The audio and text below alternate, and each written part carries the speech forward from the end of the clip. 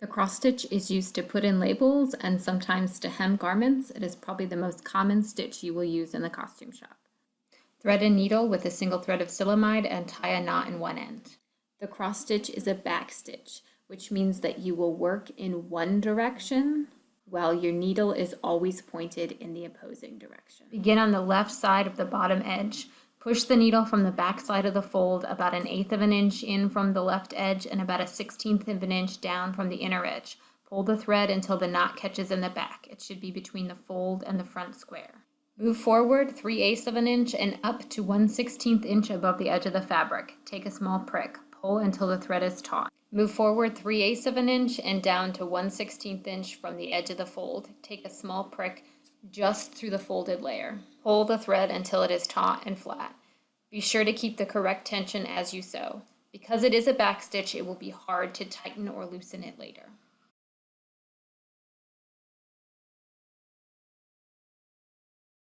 Continue in this fashion until you reach the right edge. Be sure to only grab one layer of fabric at a time. You'll notice that the back stitching creates a little tiny X at each peak and dip. If you are left-handed, you may find it easier to work from right to left. If you work from right to left, your needle should point to the right instead of to the left.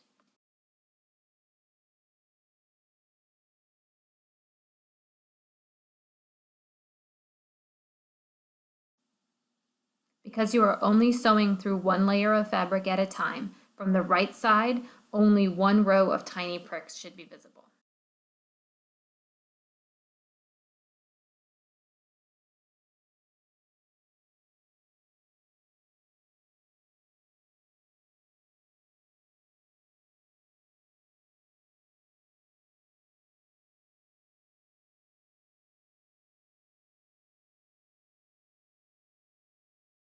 When you reach the right edge, tie a knot.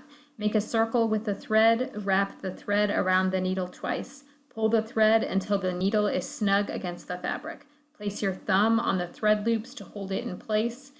Pull the needle through until the knot is tight. Repeat a second time.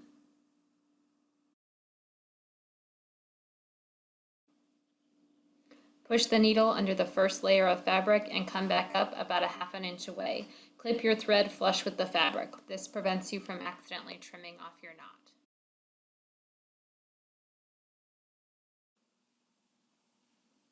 If needed, press your work and you have completed the cross stitch. You are now ready to work on labels.